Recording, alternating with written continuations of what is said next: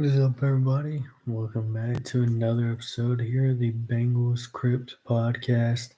Going to be talking about the Ravens game and the Giants game in this one. I didn't have time last week to talk about the Ravens game, so I do have a few things I want to say about that.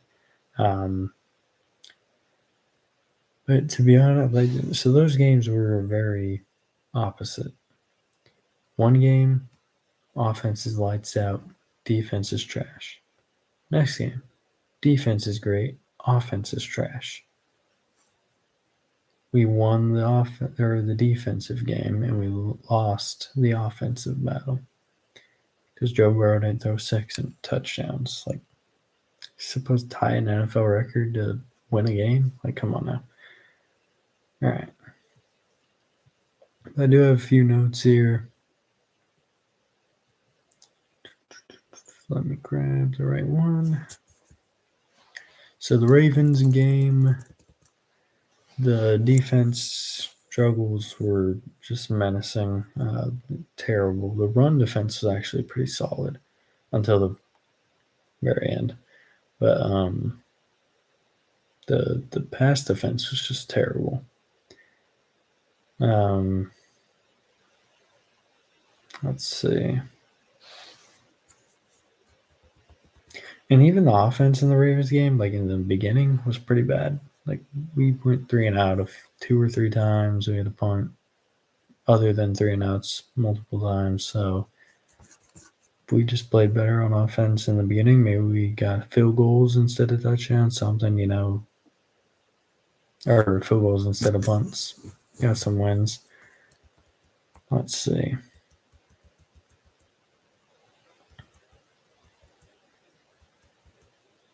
Oh, yeah, the safety. So Ryan Rico is able to get a punt, knocks it down to the 2, and then Sam Hubbard gets a run stop on Derrick Henry, resulting in a safety. That was a huge play, shifting momentum in our direction. We just couldn't really take advantage of it. We ended up taking the lead before halftime, and then we just kind of collapsed defensively in the second half. And the offense exploded for both sides, and theirs just exploded a little bit better than ours did. There's just big plays throughout that game. Obviously, the end, running it 3 times was a terrible call, and then the field goal, Ryan Rico didn't get his snap cleanly, didn't get the ball down cleanly. Botched kick, bad defense on the run on the very next play. They get a field goal, they end the game. Not a whole lot to say about that one, but it was unfortunate. They're huge plays. Jamar went off. T had a good game. Gesicki had a good game. It was just a good game overall, and I was really excited about it, but ended up going down. We lost, so in the end, the stats don't really matter for that game. All the big plays don't really matter. For the Giants game, I don't really have any notes here. I haven't gotten to rewatch it yet. Mary Smims made a few mistakes that I recall. The offense wasn't terrible. It's just it didn't do enough. The big run by Joe Burrow was probably one of the main reasons we won that game, because had we not gotten that, we're probably losing. And then Chase Brown right at the end, that big touchdown he had, great. I want to say we got an interception. We did. It was Jermaine Pratt caught the interception after the ball got batted. I want to say Trey Hendrickson had 2 sacks, including he's the one that batted the ball that resulted in the interception. Let me slide back to the Giants game. Defensive stats real quick. Yeah, it was Jermaine Pratt got the interception. So, that was a huge play for the defense. The offense didn't do anything with it, but still. Just keeping them out of the end zone, or even out of field goal range, was huge for us. Gave up a touchdown towards the end of the game, but the defense played well enough where it didn't matter. And that's the thing. Good defenses are going to win more often than good offenses win. Unless, well, of course, unless you have a good offense and defense, then the point is mute. But if you have a good defense, that's how the Bengals have been winning. I mean, the offense is great, but our defense is keeping the other team from getting points on the board. That's how we've won in years past, not this year. This year, the offense is just have to do enough to get the win. But our one of our wins is like that. So, and then this week against the Browns, I'm curious what's going to happen because the defense, they traded Amari Cooper. He's gone. Nick Chubb is coming back. He's supposed to play, so that's going to put a damper on some of my plans. But I say that like I'm actually controlling it. But I think that's going to be very interesting because who's our number one corner going to play? I can't think of a single receiver on their team right now, which may be a little. Jerry Judy. He's their number one. Runs, wide receiver, depth chart. I don't really have much else to say about the Giants game. There wasn't a lot to that one. It was kind of a boring game to watch. Jerry Judy, Elijah Moore, and Cedric Tillman. Interesting. All right, so sorry about that. My lips are a little dry there. That's weird. Anyways, moving past that. I ended up going 14 and 0 in my predictions for the week. So prediction game is a little bit up right now. So I'm hoping to continue that this week. Definitely, I'll be doing that predictions here in a moment. But Myles Garrett for the Browns game, going back to that, he's going to be. If we can stop him, we're winning that game. Stop Myles Garrett, we win the game. And Nick Chubb. Stop Myles Garrett, and Nick Chubb, you win the game.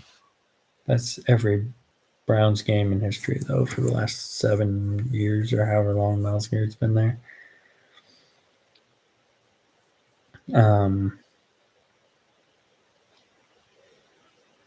And more interesting news in the trade department. Devontae Adams going to the Jets. I think we all kind of saw it coming once Derek Carr got injured. Sorry about that. A little tired. It's 3:36 in the morning here, so. But yeah, so very good things so far. One thing I want to start doing in these is doing like Bengals stat updates. So in Bengals all-time yardage, hold on, before we get to that, let's go to the top. So Bengals all-time rushing yards or touchdowns. Sorry about that. Joe Burrow moves into 20th place over Jeff Blake. Chase Brown in rushing yards past David Kingler, moving into 43rd place.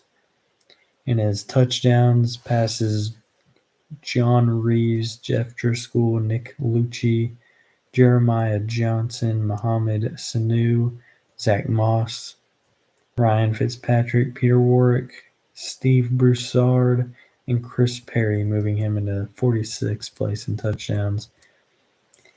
For receiving yards, Chase Brown moves up to the 122nd place over James Wright and Cliff Gross.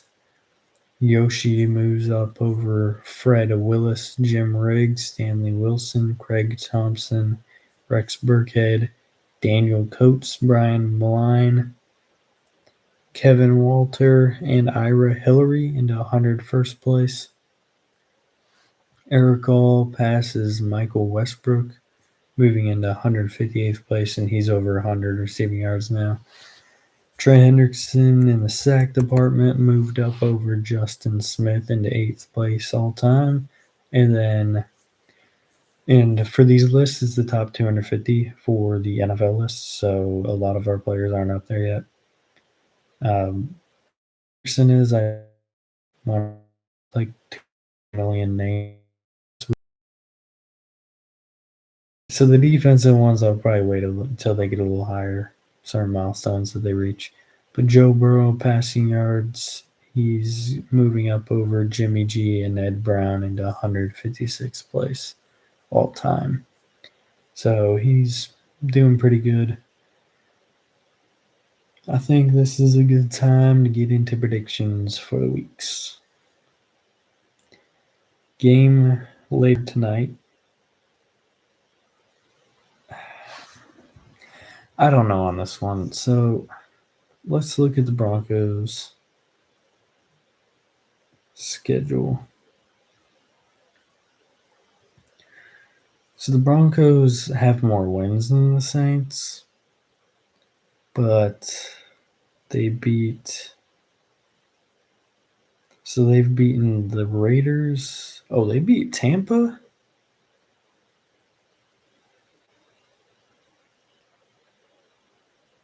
So here's my thing.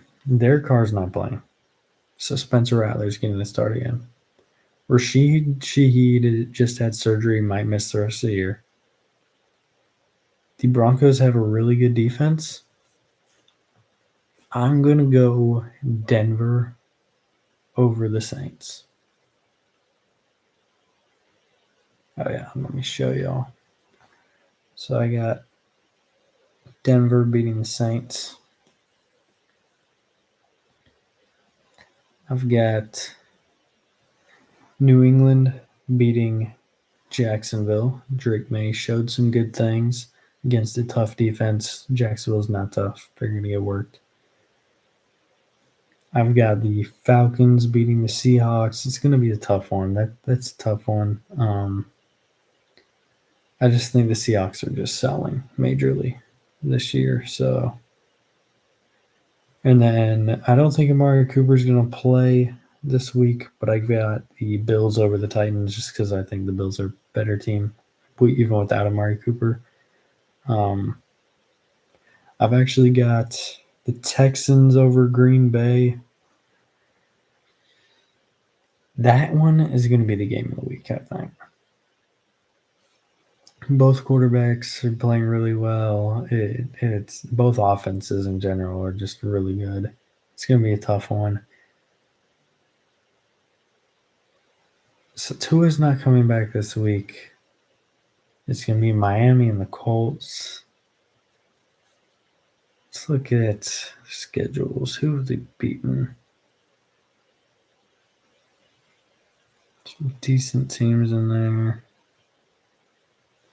Yeah, Miami, obviously. They haven't really beat any good teams. I'm going to give the edge to Joe Flacco in the Colts. I think once Tua comes back, I'm leaning towards the Dolphins a little bit more, but until he's back, they're cooked. I've got the Vikings winning over Detroit. That one's going to be tough. That might be game of the week, too. There's a lot of really good games this week. And unfortunately, I have to work. Great. Now I'll get up early because the Bengals game's at 1, and I don't have to leave till 5. So I'll be able to watch most of the 1 o'clock slate. I've got the Eagles over the Giants. Giants defense definitely showing some things, but the Eagles are starting to get healthy. I think they're going to be able to turn some things around. Raiders, Rams. Let me look at the Rams schedule. They only have 2 wins. They almost beat Detroit. They did beat the 49ers. I've got the Rams in this. I've got the Rams winning this one. The Raiders are hot trash, and they just lost Devontae for forever. So he ain't ever going back there. I've got the Commanders over over the Panthers. You know what? I'm going to go out on a win. I got the 49ers over the Chiefs. The Chiefs are not doing enough to win against a good defense. Even if the 49ers offense struggles a little bit, there's no way the Chiefs are winning that matchup. There's just no way, not this year. I had Pittsburgh winning against the Jets, Russell Wilson's going to start. I don't know what to expect from that. I'm going to go with the Jets because Devontae's playing. Yeah, Devontae Adams, Alan Lazard, and Garrett Wilson. That's terrifying. If you give Aaron Rodgers a clean pocket, he's going to absolutely destroy the Steelers. Ravens and Bucks. I'm going to take the Buccaneers. Not super confident in this pick. It's going to be another one of those really good games. And then I got the Cardinals beating the Chargers. So that's my prediction. Oh, I didn't even do the Bengals one. Just so y'all know, I've got the Bengals winning over the Browns. Now, if anyone's wondering like how this situation is looking, we're actually not in a terrible position. We have 2 wins. So does every non-wild card team except for one, which is the Broncos. Then 3 teams, the Broncos, the Colts, and the Chargers have 3 wins. The Steelers, Bills, and Ravens have 4, and Texans have 1 or 5. Texans and the Chiefs have 5 wins. So to be honest, we're not out of it yet. We just got to start stringing together some wins, and we'll be fine. If we were in the NFC, it would be a different story. The NFC is looking really good this year. Majority of their teams have 3 wins or more. So it's the AFC is weak this year so far. So we're in a good position right now. Not a good position. We're not in a bad position, I'd say. Getting a loss this week would be horrible. So we have got to beat the Browns this week.